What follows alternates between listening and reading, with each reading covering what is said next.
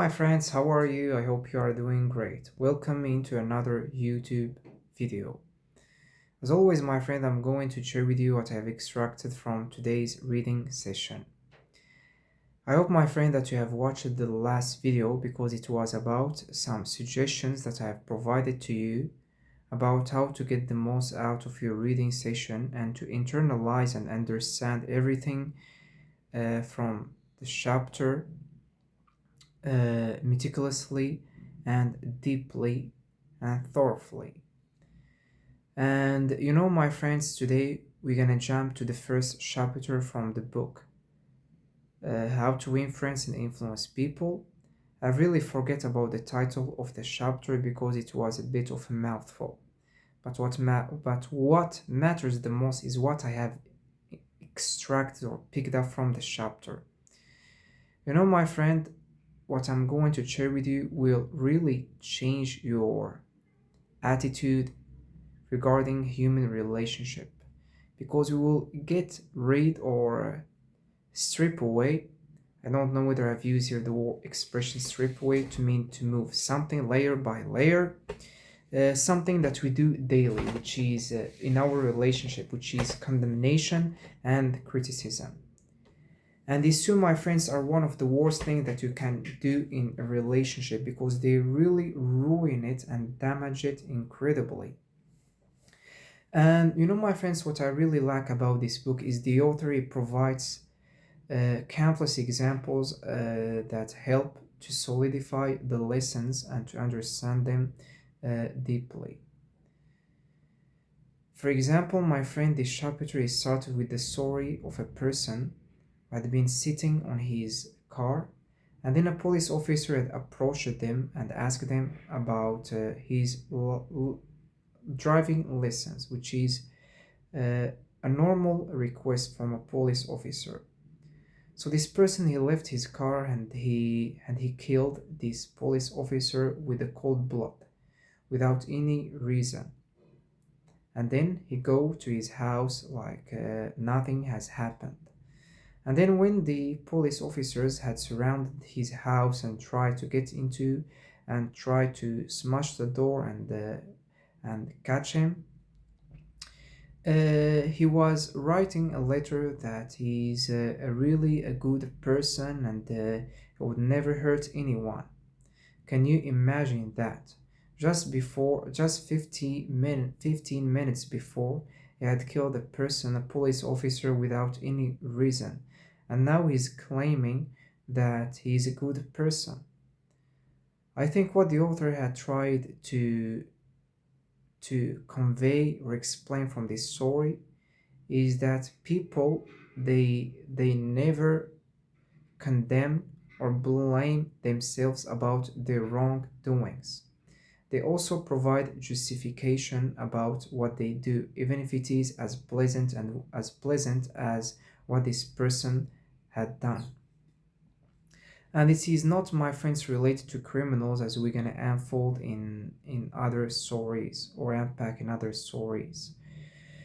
The author had provided numerous stories that I will not mention them all because the video it will be really lengthy and prolonged, but I will just share with you some ones that have stood out with me and resonated with me, and the ones that really explain how criticizing other people, it is one of the one of the worst things that you can do in a relationship. I'm thinking, my friends, now about another story, which is of a person, a person. Whenever he passed by the constructors, they were constructing, I think, a building or something like that. Whenever he passed by his constructors, he instructed them or he asked them authoritatively. This word is a bit of a mouthful. It is really hard to pronounce it. Authoritatively, to wear their hard helmets. And the majority of the time, these persons they comply to the regulation after they had been instructed authoritatively. But once the director or this manager leave, they just remove their helmets. And when this person had noticed that, he had shifted the way he instructed them.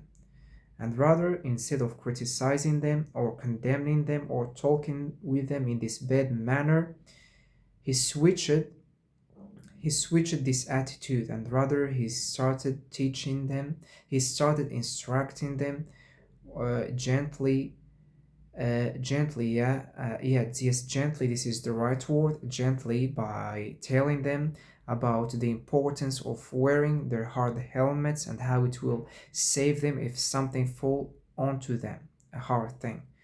And they had recognized a really a huge change as people. They have, as these constructors, they have started wearing their helmets. And so, my friend, what we can extract from this story is that instead of criticizing other people, we must advise them gently, because criticism, it arouses defensiveness from the other person. It triggers a defensive mode from the other person. And the author, he provided he painted a good picture of criticism, as he said that it is like home pigeons, because home pigeons, they usually came back into the home, and if you criticize another person, it is inevitable that he will criticize you back. Another story, my friend, it is related to one of the greatest leaders that the history had ever witnessed, which is Lincoln. Lincoln, my friend, he had a really sharp tongue, and he was always criticizing his friend. And when he became a lawyer, he had been criticizing his opponent publicly and sharing this criticism in newspaper. And at one time, he criticized a person anonymously, and the other person, he knew, or he had been able to know which the person who had criticized him. So he climbed angrily and ferociously into his horse, and he went straight away. He went straight away to Lincoln, and he told him that they must have a duel to take his revenge, because this criticism had resulted the other people, or the other people, to mock that person and to to stigmatize against them. But this person, he had really insisted to have this duel or this fight, even though Lincoln, he had refused it at first, but at the end, to protect his honor, he accepted the deal. But something had interrupted this deal, and this experience, it was like a blessing in disguise for Lincoln, because since that time he had made the decision to no longer criticize other people, because he knew that it led just to defensiveness and just to further problems. So Lincoln, during his presidential time, he had sent some troop or some army to fight another army which were opposing him.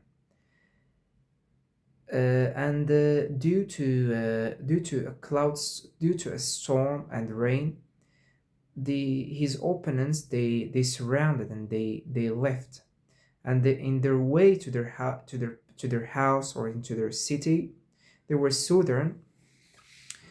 They have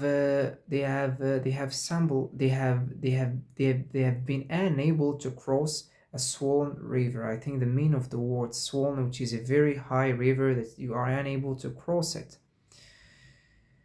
When Lincoln knew about that, he was very delighted and happy and hopeful that they can seize this opportunity and take over them and win the war easily, because the other the army of his opponents, they were very weak and vulnerable, and they can seize this opportunity and end the war. So Lincoln, he was sending some telegraphs to the other person to seize or to exploit or take advantage of this opportunity.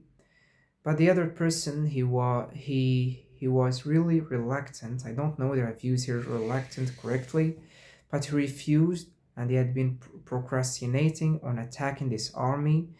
He had been delaying and sending to Lincoln some justification of not attacking this vulnerable army.